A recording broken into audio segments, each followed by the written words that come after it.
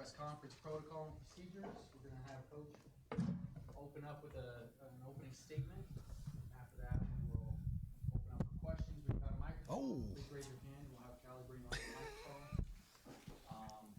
And then try to, if you can, limit your questions to one per person at a time. You can ask multiple questions, just one at a time. And we'll open things up for Coach. Very, very disappointed. You get a ranked opponent in your place, and you do so many things well, but we just couldn't put a full game together. I'm very proud of the way our defense played. I thought our defense did an amazing job of getting the stops when we needed to. We took the ball out of the air. We sacked a quarterback that's been really hard to sack this season. That's one of the top offenses, not just in our league, but in the country. And I thought, although we didn't stop them, we certainly slowed them down. I thought offensively we've got a lot of work to do. We made a ton of plays, but we were just atrocious on conversion downs, right? When you look at the stats, we were 1 of 11 on third down and only 2 of 6 on fourth down. So when you put that together, that's 3 of 17 on conversion. That's not good enough. That is not going to be something that we can hang our hat on long term.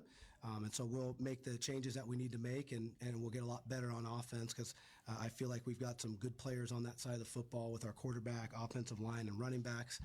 Receivers are young, but they're really starting to come on. So we've got to do a better job organizing it. We've got to do a better job executing the plan.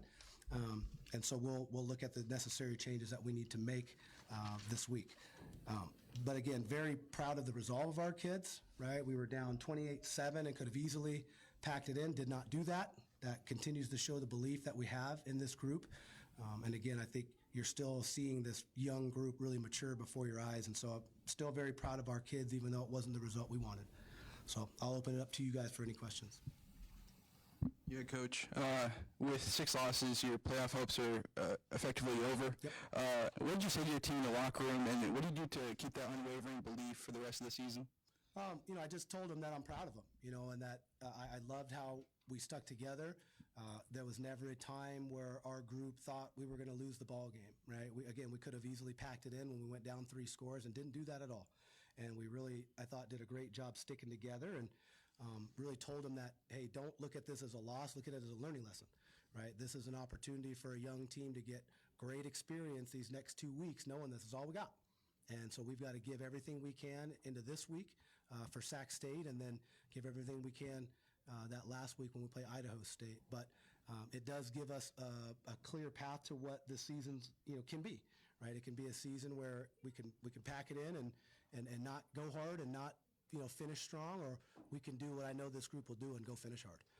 And so that's kind of the message that I gave to the guys after the game.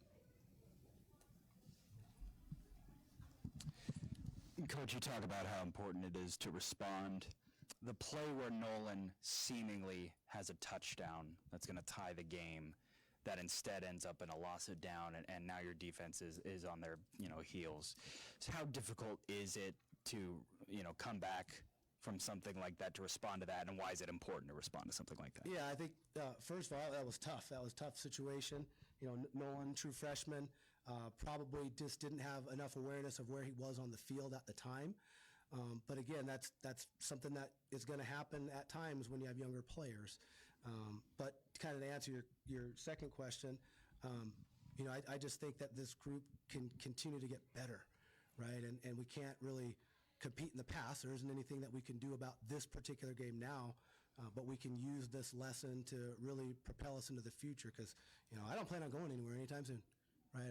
I want to build this program the way I know it can be built, and I know we have a lot of key pieces that want to do the same.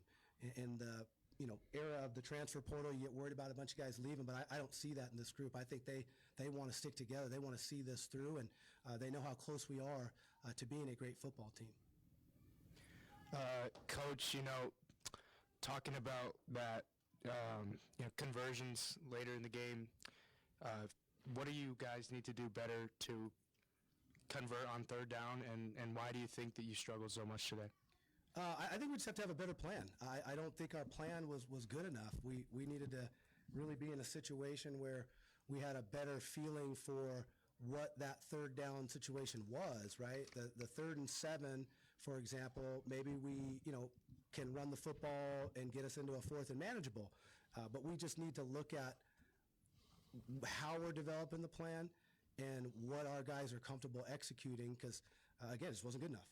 That was not what we're looking for at all, especially on those conversion downs, and that's something that we got to get fixed in a hurry. After a really tough start to the year, Michael Graves really got unlocked in this game. Sure did. No, he did. You can see, he was a guy that got banged up in fall camp, really has been battling injuries all season. He's getting to healthier, and that joker can run. I was so proud of the way he played because, again, he's another guy that's, a senior, wasn't getting a ton of reps early in the year because of him being injured, and he just kept battling. And, again, he's just like another example of the culture of this program. Guys are not going to quit. Guys are not going to give up, and they're going to keep believing. And I thought you saw Mike do that. He was upset about, a play he didn't make late in the game where DB kind of got his hand on it, but I thought the kid played exceptional. Had career high in yards, touchdowns, and again, I think he kind of showed some of his ability, and we really look to showcase that over the next couple of weeks. On the topic of growth, a couple players with first career interceptions today in Hayden and Caleb. How can they parlay that and this entire team parlay that into trying to maybe use those goals in the next couple weeks of motivation? Yeah, 100%. I think when guys have success, they're hungry for more. Caleb is a true freshman, another true freshman that's out there. I think Caleb has played pretty well most of the season, so it was really great to see him get an interception. Hayden John is, again, a redshirt sophomore, another young player that's really getting his first opportunity to be a full-time starter this season. And so those guys, again, they're maturing. They're getting better. They're having the natural maturation process of guys that play, right? You can't be good unless you get reps, right? And those guys are finally getting to that 400, 500 rep count in their playing careers. And so I know that we've got a ton to build on with this young group getting all that experience. Coach, UC Davis had a lot of tempo, run and hurry up today. What was that like, trying to coach the defense while they're, run and hurry up? And what do you think that you guys need to do better against that in the future? I thought there was plenty of times where we did a great job when they got into their tempo stuff. It's something that we knew they do.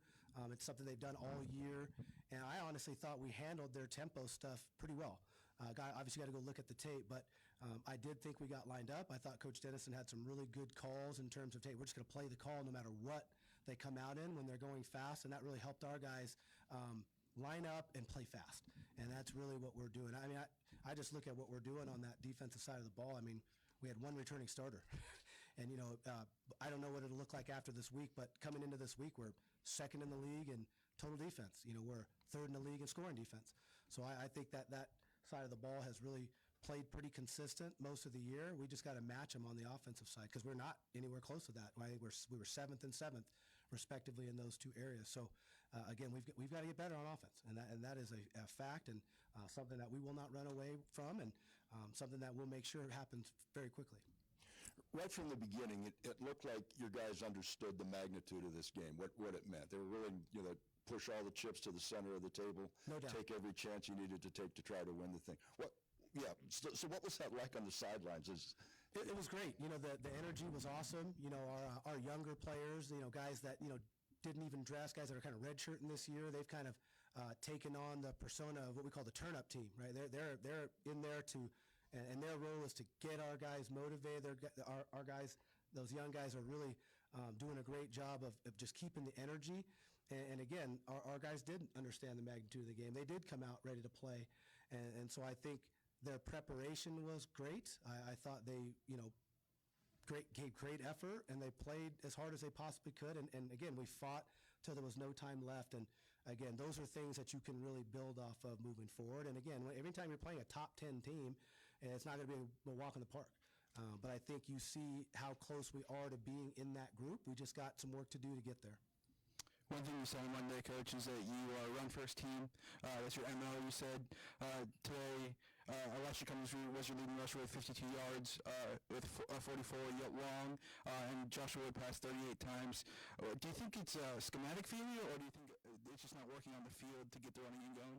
Well, we got down by 21.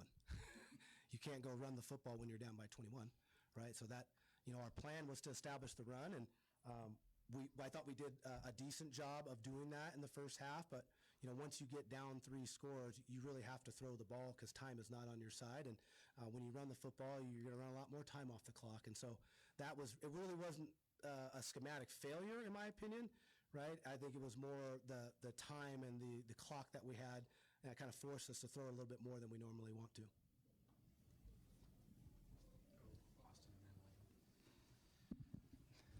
At this point of the season, every team has guys that are banged up. Sure.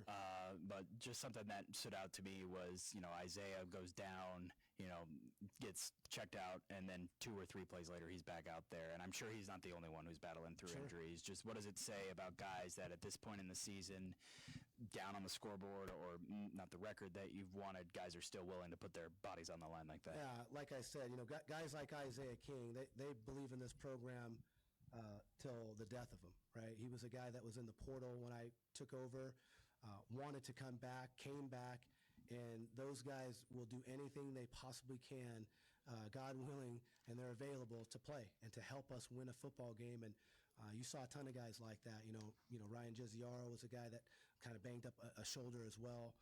Emerson Cortez Menjivar has been battling a back injury, and he got out there and was competing. And so I think it just tells you a lot about how much they care about this program and how much they just want to be out there to help us win. Coach, there was a sequence in the first half where UC Davis was going to spike the ball, and Zach Krotzer tried to go under the center and pick it off, and then right after that, kind of nudging into the guy to draw the penalty. Not really talking about that specifically, but just his IQ on the defensive side of the ball. What does that do for you guys? He's a pretty sharp kid. He's very what we call high football intelligence. Sometimes he's doing a little bit too much for my liking, but in that scenario, he kind of knew the situation, and I thought he did a good job, maintaining his composure in that situation as well, because it could have easily gone the other way. Any more questions? Thanks, Coach. Awesome. Hey, just want to make sure I thank everybody that came to this football game tonight. The crowd was amazing, and I know that we're going to continue to work hard to give you a product that you can be proud of week in, week out, and we've got 2 more opportunities to do that this season. Thank you. Go Vandals.